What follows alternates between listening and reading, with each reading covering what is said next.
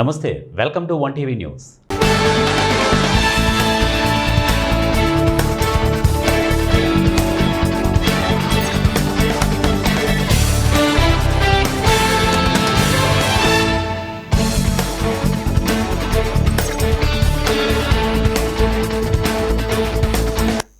మంతా తుఫానుకు నష్టపోయిన రైతులందరికీ నష్టపరిహారం అందిస్తామని రాష్ట్ర ఎంఎస్ఎంఈ ఎన్ఆర్ఐ వ్యవహారాల శాఖ మంత్రి కొండపల్లి శ్రీనివాస్ తెలిపారు.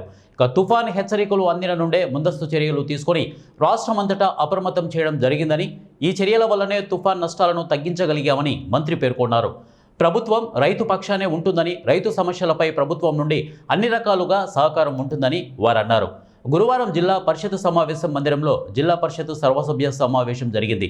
జిల్లా పరిషత్ చైర్మన్ మజ్జి శ్రీనివాస్ అధ్యక్షతన జరిగిన ఈ సమావేశంలో రాష్ట్ర మంత్రులు కొండపల్లి శ్రీనివాస్, గుమ్మిడి సంధ్యారాణి, కురుపాం ఎమ్మెల్యే మరియు ప్రభుత్వ విప్ తోయక జగదీశ్వరి, విజయనగరం, మన్యం జిల్లాల కలెక్టర్లు S Ramasundar Reddy, doctor N Prabhakar Reddy, Vizianagaram JC Sethumadhavan, Parvathipuram sub collector doctor R Vaishali పాల్గొన్నారు. ఇక వైద్య శాఖపై చర్చ సందర్భంగా పలువురు జెడ్పీటీసీలు, ఎంపీపీలు మాట్లాడుతూ గత ప్రభుత్వం 17 మెడికల్ కాలేజీలను మంజూరు చేస్తే ఈ ప్రభుత్వం వాటిని పీపీపీ విధానం పేరుతో ప్రైవేటు పరం చేయడం వల్ల పేద ప్రజలకు వైద్యం దూరం అవుతుందని ఆవేదన వ్యక్తం చేశారు. మెడికల్ కళాశాలలో గత ప్రభుత్వం మంజూరు చేసిన పాలసీని కొనసాగించాలని, ప్రైవేటు భాగస్వామ్యంతో నష్టం జరుగుతోందని తెలిపారు. మంత్రి గుమ్మిడి సంధ్యానారాయణ స్పందిస్తూ ఇక పీపీపీ ఆపేదే లేదని, ఈ విధానం ప్రజలకు, పేదలకు ప్రయోజనం అని భావించి ప్రభుత్వం ముందుకు వెళ్తోందని తెలిపారు. ఇక దీనివలన పేదలకు మెడికల్ సీట్లు పెరుగుతాయని, ఉచిత నాణ్యమైన వైద్యం అందుతుందని అన్నారు. ఇక మంత్రి కొండపల్లి శ్రీనివాస్ మాట్లాడుతూ విజయనగరం మెడికల్ కాలేజీ ప్రారంభమైనప్పటికీ ఇంకనూ 600 కోట్ల రూపాయలను ఖర్చు చేయవలసి ఉందని, ఆ విధంగా అన్ని కాలేజీలకు వేల కోట్లను ఖర్చు చేయవలసి ఉంటుందని, ఇది ప్రభుత్వానికి భారం అవుతుందని, ప్రజలకు అందించే సౌకర్యాలలో ఎటువంటి లోపం లేకుండా చూస్తామని, ప్రైవేటు పబ్లిక్ భాగస్వామ్యం అందరికీ ఆమోదయోగ్యమని పేర్కొన్నారు.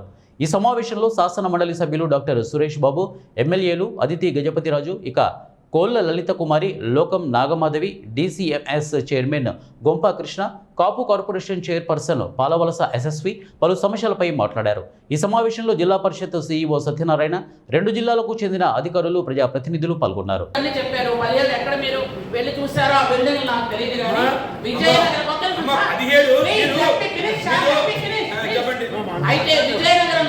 విజయనగరంలో మేము 73 కోట్ల 37 లక్షలు ఇచ్చిన తర్వాత అది స్టార్ట్ అయ్యింది. గత 5 సంవత్సరాలుగా మీరు 100 కోట్లు ఇచ్చి ఆపేశారు, అది ఆగిపోయింది. 73 కోట్లు ఇచ్చిన తర్వాత అది మొదలయ్యింది. అది ఒకటి. 2, పార్వతీపురం గురించి కూడా మాట్లాడుతున్నారు, సంతకాలు సేకరణ చేస్తున్నారు. అసలు హాస్పిటల్ స్థలాలే సేకరించలేదు. స్థల సేకరణ జరగకుండా హాస్పిటల్ ఎక్కడ కట్టారు, ఎక్కడికి వెళ్ళింది, దాని గురించి అసలు ఏం మాట్లాడుతున్నారు? గవర్నమెంట్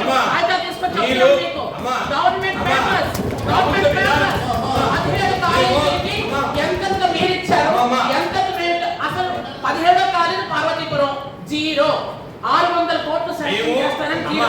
అక్కడ స్థల సేకరణ కూడా జరగకుండా ధర్నా చేస్తారు, సంతకాలు పెట్టిస్తారు.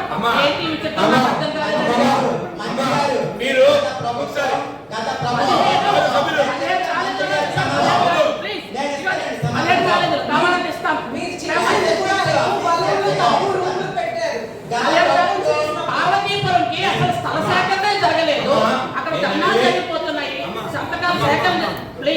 600 కోట్లు కంప్లీట్ అయిపోయిందని మీరు గర్వంగా చెప్పుకున్నారు కదా. విజయనగరం కాలేజ్ పూర్తి మౌలిక సదుపాయాలతో కంప్లీట్ చేయడానికి 600 కోట్లు కావాలి. మీరు అవునన్నా కాదని డాక్టర్ ఎమ్మెల్సీ గారు ఉన్నారు, ఆయన అడగండి. 600 కోట్లు కంప్లీట్ కావాలి, మీరు పూర్తి చేయలేదు. ఇప్పుడు మీరు పూర్తి చేశామని చెప్పుకున్నటువంటి కాలేజీలకి ఇంకా మీరు 3000 కోట్లు ఖర్చు పెట్టాలి. ఒక విషయం, మీరు శంకుస్థాపన మాత్రమే వేశారు, దాన్ని పూర్తిగా మీరేమి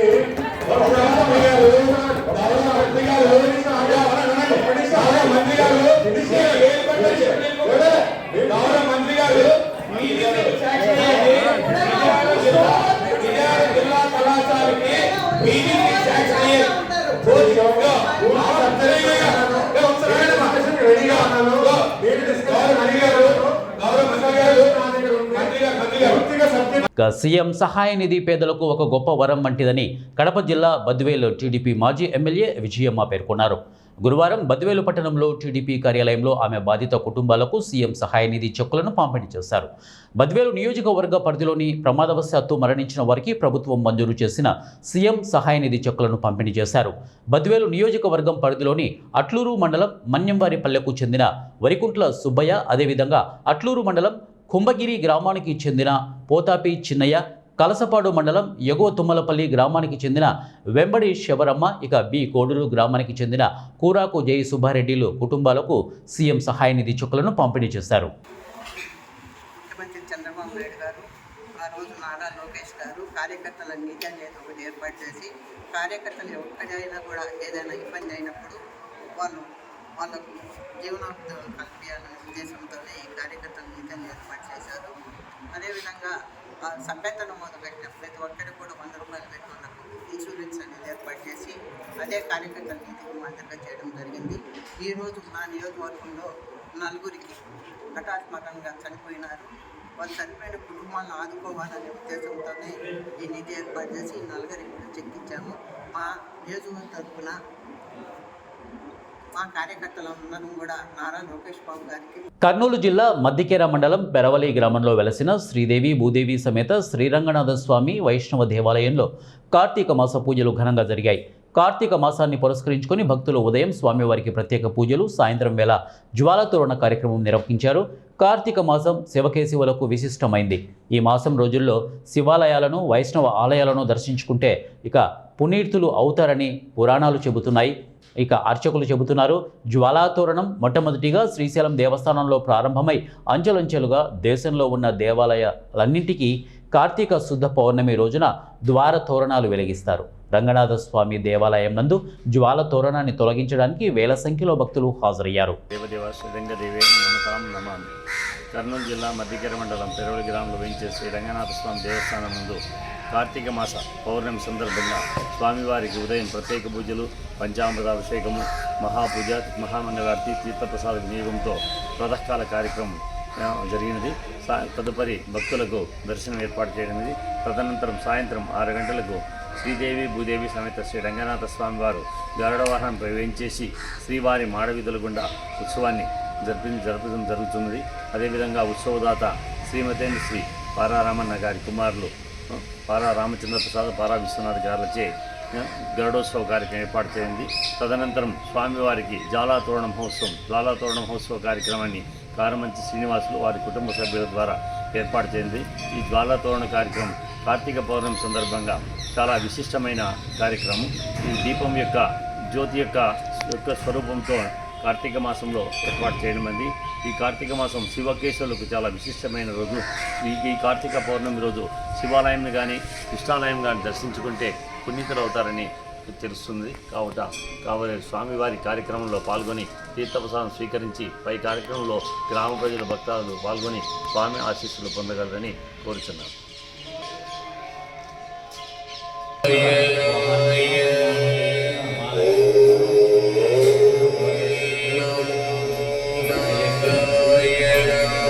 రాష్ట్ర ఉప ముఖ్యమంత్రి పవన్ కళ్యాణ్ ఈ నెల 9న చిత్తూరు జిల్లాలోని పలమనేరులో పర్యటించిన సందర్భంగా స్థానిక ఎమ్మెల్యే అమర్నాథ్ రెడ్డి గురువారం అధికారులతో సమీక్ష నిర్వహించారు. ఈ సందర్భంగా ఆయన అటవీ మరియు పంచాయతీరాజ్ శాఖ అధికారులతో సమావేశమై చర్చించారు. 9వ తేదీ ఆదివారం డిప్యూటీ సీఎం తిరుపతి నుంచి పలమనేరుకు చేరుకున్న అనంతరం షెడ్యూల్ మేరకు చేపట్టనున్న కార్యక్రమాల వివరాలను అధికారులను ఆయన అడిగి తెలుసుకున్నారు. ఆ రోజు ఉదయం 10 గంటలకు ముసలిమడుగు సమీపంలోని హెలిప్యాడ్ వద్దకు చేరుకున్న అనంతరం డిప్యూటీ సీఎంకు గజమాలతో స్వాగతం ఏర్పాట్లు ఉంటాయని ఎఫ్ఆర్ఓ నారాయణ వివరించారు. అనంతరం శిలాఫలకం ప్రారంభోత్సవం, ఎలిఫెంట్ ఎన్క్లోజర్స్ ఏనుగుల విన్యాసాలు వీక్షించిన తర్వాత మావటీలు సిబ్బందితో చర్చిస్తారు. అక్కడి నుంచి ఎలిఫెంట్ క్రాల్ సందర్శన, అకార్మియా ప్లాంట్లో చెట్లు నాటడం జరుగుతోందని తెలిపారు. తదనంతరం రైతులతో రచ్చబండ కార్యక్రమం, చివరిగా అన్ని శాఖల అధికారులతో సమీక్ష చేయనున్నారని ఎమ్మెల్యేకు వివరించారు. నియోజకవర్గంలో ప్రతిష్టాత్మకంగా జరుగుతున్న ఈ కార్యక్రమాన్ని అధికారులు విజయవంతం చేయాలని ఆయన సూచించారు. ఇలా ఉండగా నియోజకవర్గంలో నెలకొన్న సమస్యలు, పెండింగ్ పనులకు సంబంధించి ఏదేని సమాచారం ఉంటే అధికారులు తెలియజేస్తే డిప్యూటీ సీఎం దృష్టికి తీసుకెళ్తామని ఆయన వారికి తెలియజేశారు. ఈ కార్యక్రమంలో పంచాయతీరాజ్ శాఖ, జిల్లా మరియు నియోజకవర్గ అధికారులు పాల్గొన్నారు.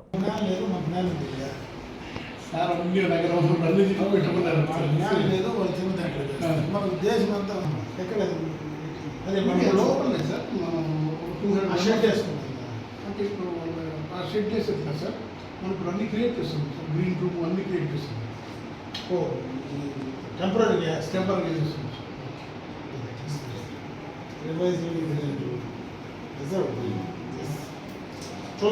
వచ్చేది ఎందుకంటే 10 అంటే అని అనుకున్నాం సార్. లంచ్ తర్వాత ఉండదు బిఫోర్ లంచ్ ముగించేస్తారు. తిరుపతిలో ఎన్ని గంటలు పెట్టుకున్నారు? అది ముందు రోజు సార్, సేమ్ డే కాదు, లేదు సేమ్ డే. ముందు రోజు వస్తాడు, మళ్ళీ ఇంటికి మళ్ళీ వస్తాడు.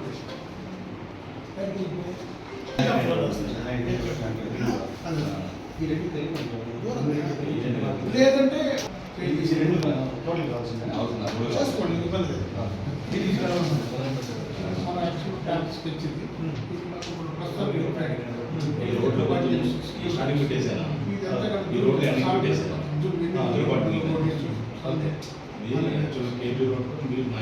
తిరుపతి జిల్లా చంద్రగిరి నియోజకవర్గం పాకాల మండలం ఉప్పరపల్లి గ్రామ పంచాయతీ సూరినేని వారి పల్లెలో వెలసియున్న శ్రీ గుర్రప్పస్వామి శివాలయం నందు కార్తీక మాస పూజలు నిర్వహించారు.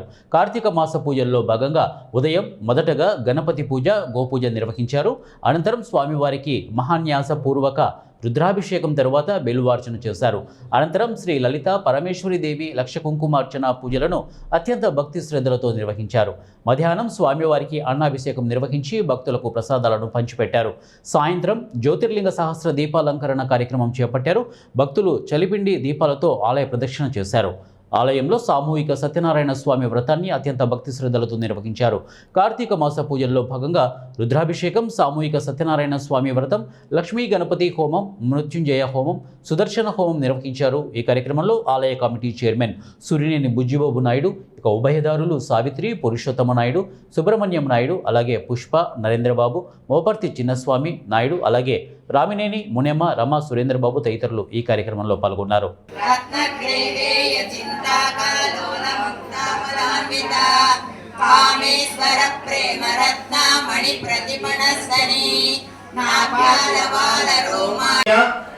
విజయ అభయ ఆయు ఆరోగ్య ఐశ్వర్య అభివృద్ధి సిద్ధ్యర్థం ధర్మ అర్థ కామ శిఖరాద్యోధారిణం ప్రశస్కంధ సమారూఢ దేహార్థధారిణం అమృతేన ప్రమృష్టభోగ సమన్వితం దిగ్దేవరాసమాదిత్యం సరాసన నమస్కృతం నిత్యం చ శాశ్వతం శుద్ధం భ్రమభక్షరమవ్యయం.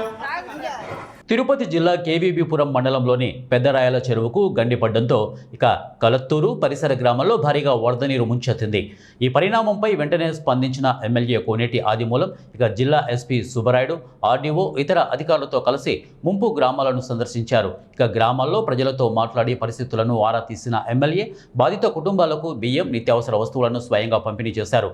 ప్రభుత్వ యంత్రాంగం పూర్తిగా ప్రజల పక్కనే ఉందని, సహాయ చర్యలు వేగవంతం చేయాలని అధికారులకు ఆదేశించారు. ప్రజలు ధైర్యంగా ఉండాలి, ఈ ప్రకృతి విపత్తును మనం కలిసి ఎదుర్కొందాం అని ఎమ్మెల్యే భరోసా ఇచ్చారు. ఈ కార్యక్రమంలో జిల్లా స్థాయి అధికారులు, ప్రజాప్రతినిధులు, కూటమి పార్టీల నాయకులు, కార్యకర్తలు పాల్గొన్నారు.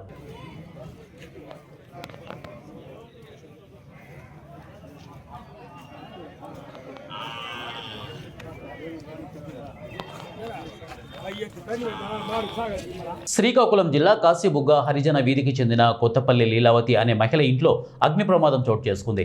ఇంట్లో ఎవరూ లేని సమయంలో ఒక్కసారిగా మంటలు వ్యాపించడంతో ఇది గమనించిన స్థానిక యువత, వార్డు కౌన్సిలర్ ప్రతినిధి పోతనాపల్లి హరిప్రసాద్ ఆధ్వర్యంలో మంటలను ఆపేందుకు ప్రయత్నించినా ఫలితం లేకపోవడంతో ఫైర్ సిబ్బందికి సమాచారం ఇచ్చారు. వారు హుటాహుటిన చేరుకొని ఫైర్ సిబ్బంది మంటలను అదుపులోకి తీసుకొచ్చారు. విద్యుత్ షార్ట్ సర్క్యూట్ కారణంగానే అగ్ని ప్రమాదం చోటు చేసుకున్నట్లు అగ్నిమాపక సిబ్బంది తెలిపారు. రిఫ్రిజిరేటర్ రిఫ్రిజిరేటర్తో పాటు పలు గృహోపకరణాలు అగ్నికి ఆహుతయ్యాయని ప్రభుత్వమే ఆదుకోవాలని నిరుపేద కుటుంబానికి చెందిన లీలావతి బోరున విలపిస్తోంది. మీ పేరమ్మా?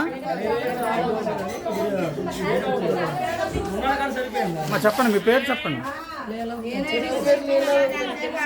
ఎలా జరిగిందమ్మా ఇది? మీరేం చేస్తుంటారు? అంగన్వాడీ టీచరా? సరే, ఏం జరిగిందట?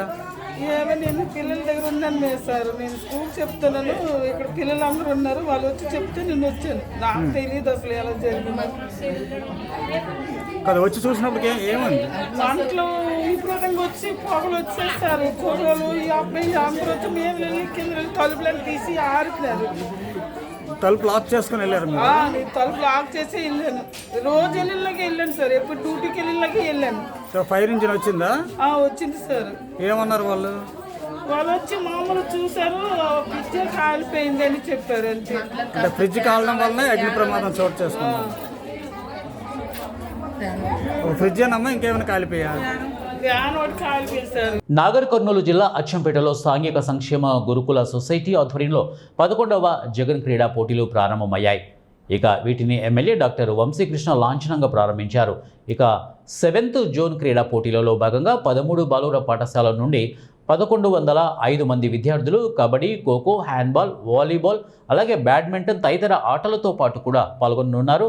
ఇక క్రీడల్లో పాల్గొన్న ప్రతి ఒక్కరూ గెలుపు ఓటములను ప్రమాణంగా స్వీకరించాలని, ఇక ఎవరో నిరాశపడవద్దని, అందరూ గెలిచినట్టుగానే భావించాలని ఎమ్మెల్యే తెలిపారు. ఇక ప్రతి ఒక్కరూ ఉత్సాహంగా పాల్గొనాలని ఎమ్మెల్యే సూచించారు. క్రీడల వల్ల శారీరకంగా బలంగా ఉంటారని తెలిపారు.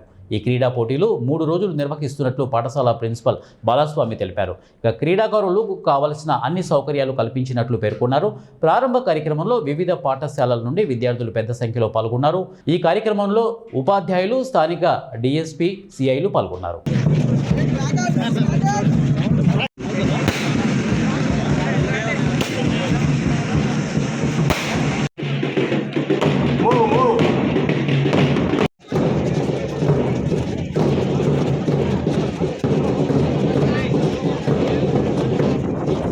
కుత్బుల్లాపూర్ సబ్ రిజిస్ట్రేషన్ కార్యాలయంపై ఏసీబీ అధికారులు గురువారం దాడులు నిర్వహించారు.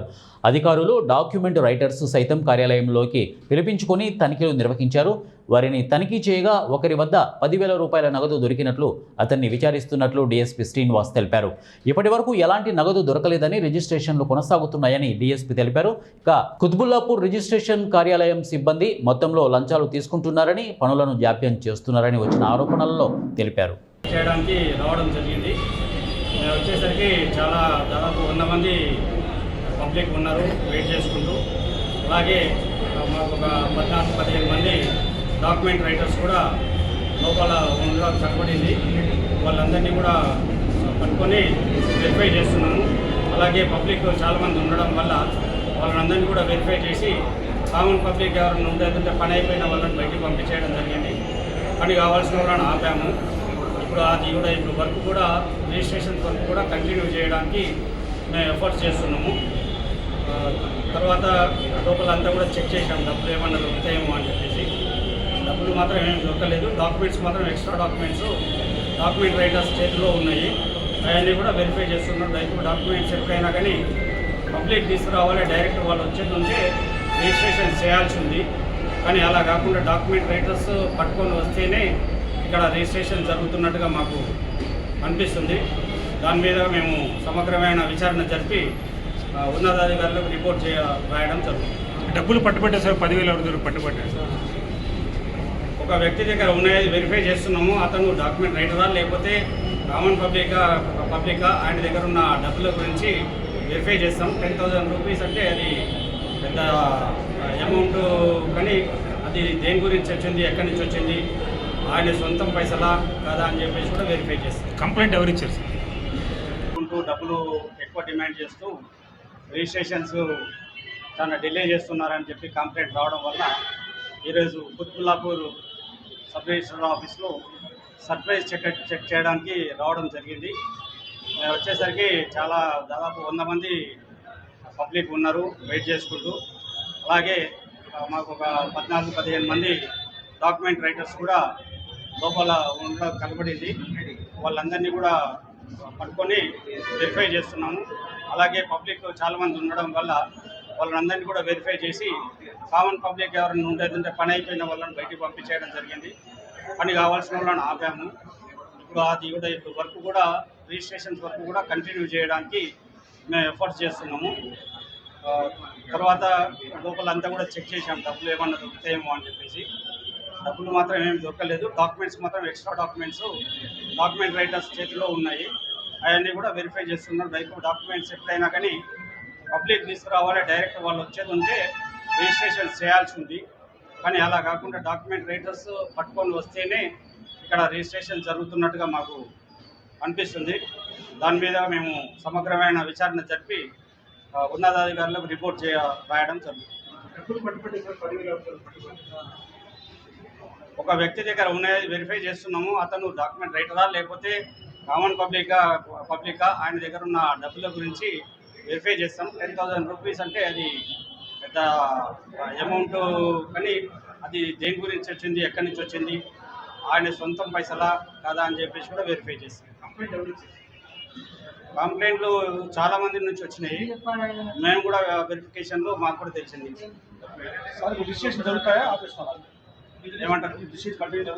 డాక్టర్ బిఆర్ అంబేద్కర్ కోనసీమ జిల్లా ఆత్రేయపురం మండలం వాడపల్లి గ్రామంలో వేంచేసి ఉన్న శ్రీ భూదేవి సమేత వెంకటేశ్వర స్వామి వారి ఆలయంలో గతంలో వంట నౌకరీ కొరకు కొందరికి ప్రభుత్వం ఉచితంగా భూమిని ఇచ్చి, అయితే ఆ లబ్ధి భూమిని వారు సరిగా చేయనందున CCLA వారి ఉత్తర్వుల మేరకు ఆలయ దేవస్థానం అధికారులు స్వాధీనం చేసుకుంది. ఈ ఆలయ డిప్యూటీ కమిషనర్ నల్లం సూర్య చక్రధరరావు వెల్లడించిన వివరాల ప్రకారం వాడపల్లి గ్రామంలో 27/2 సర్వే నెంబర్లో 2 ఎకరాల 60 సెంట్ల భూమి, 48/4A సర్వే నెంబర్లో 4 ఎకరాల 61 సెంట్ల భూమిని గతంలో వంట నౌకరీ నిమిత్తం ఇవ్వడం జరిగిందని, అయితే సదరు వ్యక్తులు వంట నౌకరీ సరిగా చేయనందున CCLC వారి ఉత్తర్వుల మేరకు తిరిగి భూములను దేవస్థానం స్వాధీనం చేసుకున్నారు. గౌరవ హైకోర్టు మరియు CCLA తీర్పు నిమిత్తం ఈ భూములు స్వాధీనం చేసుకున్నట్లు దేవస్థాన అధికారులు చెప్పారు. ఈ కార్యక్రమంలో జిల్లా దేవాదాయ ధర్మాదాయ శాఖ అడిషనల్ కమిషనర్ వి సత్యనారాయణ, మండల రెవెన్యూ అధికారులు, పోలీస్ సిబ్బంది, ఆలయ సిబ్బంది, గ్రామస్తులు తదితరులు పాల్గొన్నారు. గ్రామంలో వేయించేసి ఉన్న వెంకటేశ్వర స్వామి వారి వంట నౌకరీ నిమిత్తం ఇచ్చిన వారు నౌకరీ చేయకుండా ఉండటం వల్ల వారి దగ్గర నుంచి ఈ రోజున మరి హైకోర్టు మరియు CCLA ఉత్తర్వులను అనుసరించి ఈ రోజున దీన్ని మనం దేవస్థానం పొజిషన్ చేసుకోవడం అయింది. ఇది సుమారుగా 4 ఎకరాల 84 సెంట్లు, 4 ఎకరాల 61 సెంటు, RS నంబరు 48/4A. ఓం నమో వెంకటేశాయ నమః. ఈ యొక్క కార్యక్రమంలో జిల్లా దేవాదాయ ధర్మాదాయ శాఖ DEO గారు, అలాగే తనిఖీదారు వారు, అలాగే ఆత్రేయపురం SI గారు రాము గారు, అలాగే మండల సర్వేయర్ గారు, మండల RI గారు, రెవెన్యూ డిపార్ట్మెంటు, వీళ్ళందరూ కూడా ఈ యొక్క దేవాదాయ ధర్మాదాయ శాఖలో పనిచేస్తున్న కార్యనిర్వహణాధికారులు కానీ, టెంపుల్ ఎంప్లాయీస్ కానీ వీళ్ళందరూ కూడా ఈవేళ అందరూ. ఏలూరు జిల్లా కామవరపు కోటి మండలం అడిసిమిల్లి గ్రామంలో ఉన్న శ్రీ కంచి కామాక్షిదేవి ఏకాంబరేశ్వర స్వామి దేవాలయంలో కార్తీక మాస మహోత్సవాల్లో భాగంగా సర్పంచ్ గూడపాటి కేశవరావు కార్తీక పౌర్ణమి వేడుకలు ఘనంగా నిర్వహించారు. ఇక కోటి దీపోత్సవ కార్యక్రమం గోపూజలో గ్రామ ప్రజలు పాల్గొన్నారు. ఈ కార్యక్రమంలో ముందుగా ఆలయ మర్యాదలతో సర్పంచ్ కేశవరావుని భక్తులు ఆహ్వానించారు. కేశవరావు దంపతులు కంచి కామాక్షిదేవి అమ్మవారికి ప్రత్యేక పూజలు నిర్వహించి కోటి దీపోత్సవ కార్యక్రమాన్ని ప్రారంభించారు.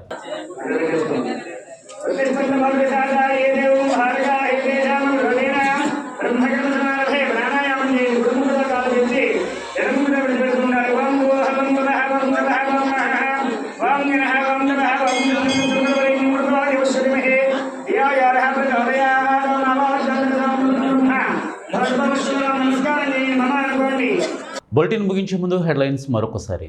ఇవి బులెటిన్ అప్డేట్స్. నెక్స్ట్ బులెటిన్లో కలుద్దాం. Until then keep watching 1TV news. ప్రతిక్షణం ప్రజల పక్షం.